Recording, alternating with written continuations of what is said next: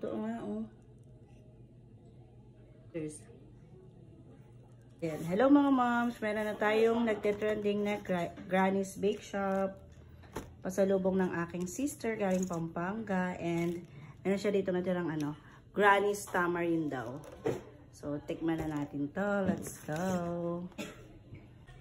So ayan na, taste test na natin ang nagte-trending dito sa TikTok na Granny's Bake Shop. Ayan. Super haba daw ng pila nito eh. Ngayon lang nakasingit. So meron tayo ditong cheese bread na 18 pieces, 140 pesos. Tapos, meron din tayo ditong Spanish bread na 16 pieces to 120 pieces. So, tingnan natin kung bakit siya talagang pinipilahan. Tara! So, bite size lang yung kanilang cheese bread. Cheers! Thank you, Lord.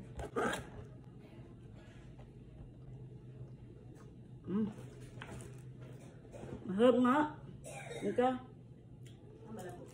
Malambot. Totoo nga, oh. Yan yun. Masarap siya, Mika. Hindi siya matamis.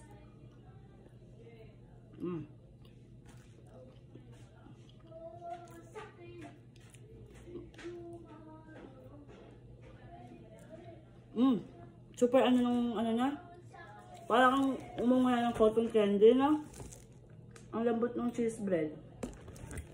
Perfect. Mamaya rate natin yan.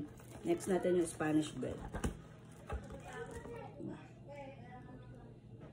Ito yung Spanish bread nila, guys. Ganyan siya kaliit. Pero, tikman natin siksik. Tingnan mo naman may nakalabas na. Cheers.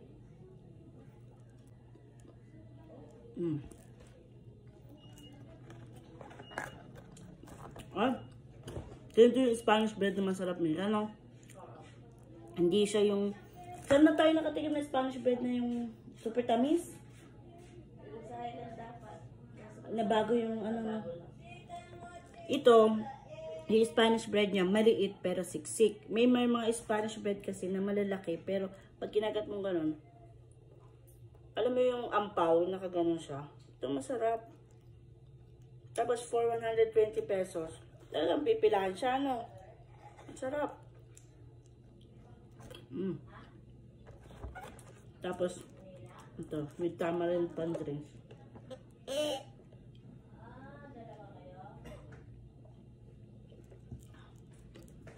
Perfect siyang kapartner nitong tamarind drinks. Ang sarap siya. Kaya naman pala siya worth the hype. Hindi lang siya yung hype kasi bago. Masarap siya. Ang sarap. Ang sarap talaga. Galing kasi sa Pampanga yung sister ko. So, ito yung inuwi niya. Tada! So, kaya kung hindi nyo pa na-try, try nyo na. Lalo na kung malapit na kayo dito sa Pampanga. Ayun lang. Bye-bye. Thank you for watching.